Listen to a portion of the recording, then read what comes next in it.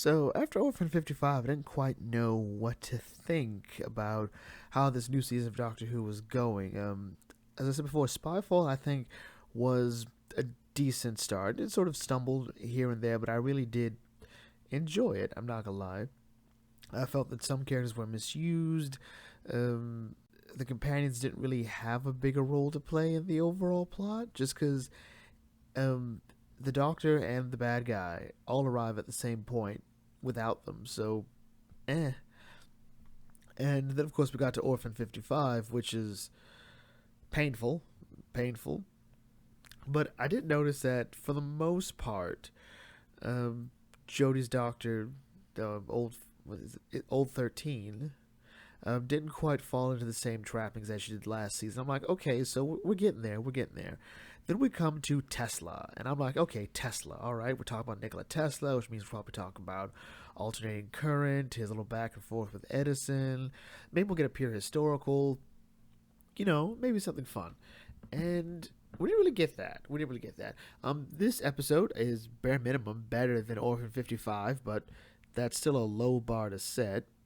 I think everyone turns out a great performance here. I think Jodie's Doctor's at her best here. Her portrayal of the Doctor here, the sort of excitement about meeting Tesla, and sort of understanding at the end the importance of history. Like, the Tesla may not succeed in the way that he wants to, but he will lay the groundwork for a bunch of other stuff. That's great. Yaz seems to have fallen into the habit of being the one to be sad at the end of an episode. She just does. This was Orphan 55, and this episode in Tesla, where she's like, well, it's not fair. Like, what are we going to do? Well, first of all, yes, right now we're in the past. There's nothing we can do. It really felt like they were trying to get the same feeling of Rosa, where, they had to sit there, so Rosa would be asked to sit in the back of the bus. And those two things aren't the same. They just aren't. I'm not saying that was the intent, but that's what it sort of felt like. Like, the sort of look they had on their face didn't quite work. The Skithra, I think this story would have been better had it been the Rachnos, because the Skithra are just the Rachnos, but scorpions instead of spiders. So there's that difference. We could have just said the Skithra were in battle with the Rachnos. We could have just gone that route, but we didn't.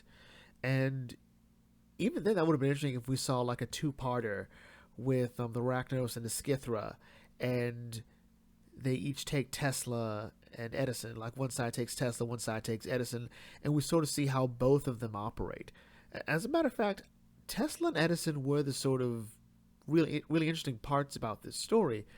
Tesla is the obvious man of the hour here. He's the historical figure, and his issues with Edison always feel like they're a bit underdone. Like, there's one part that says, I really don't like that man, but also, despite what I say, I have a modicum of respect for him. The episode can't quite make up its mind the same way either. And it's not as if we're trying to go with a certain nuance to the character, like, say, the Marian conspiracy with Queen Mary, or the settling with Oliver Cromwell. This just sort of feels like the episode didn't quite know, but they know they'd learned their lesson from Rackets in the UK. So okay, so we're not going to do that again. We're not going to do like a parody of a character, because people don't like that, especially when it's just designed to be a joke character. But the episode, 1 minute, paints Edison as like a possible antagonist, a red herring, which was all right. But the entire episode sort of feels like Edison is somehow the bad guy. Yeah, he did a jerk thing to Tesla. It's not the worst thing he'll do to Tesla. Let me tell you right now, in Edison's attempts to disprove alternating current, he did some messed up stuff. He tried to electrocute. He electrocuted people, animals, killed an elephant.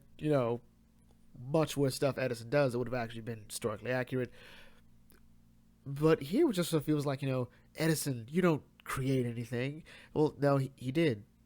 He did. And yeah, he's more of a businessman than an inventor overall, yeah, but most of the people that worked for him were nowhere near as smart as he was, with the exception being Tesla. That was sort of like the fun thing about the Tesla-Edison sort of back and forth in the episode. It felt like they sort of circle around the fact that they both don't want to admit the other one's really good at something. They both keep saying it. Like, in Tesla's mind, it's all about growth. It's all about, going forward. Edison's like, well, yeah, but you have to be able to encourage growth. That's what his factory does. He brings in people who come in and like, okay, well, I've got an idea. let's work on. At least that's how the episode wants to present it, but that's never revealed as an issue. Like, the entire episode doesn't really trust Edison. That's sort of the problem, where Tesla gets to be the hero, and I think we should have gone a different route for that. I think we should have either gone pure historical with Edison and Tesla. Let's say Yaz and Ryan meet Edison. No, they meet Tesla, and the Doctor and Graham meet Edison, and we go from there. I think it would have been fun. They each come back with having learned something new. Blah blah blah. There we go. Or the idea with the Skithra and Tesla. We didn't need Edison for that one. Even with like the orbs, though, this is an orb that records things from an ancient civilization. Like, honestly, that didn't matter. We could have easily just said they had a probe. Okay, they took a probe, and it didn't have to be like from this ancient civilization. Like, no, just say it's an old probe from like another species that is currently relevant. That was it. Overall, I did not hate this episode. It is a bit lacking in some places.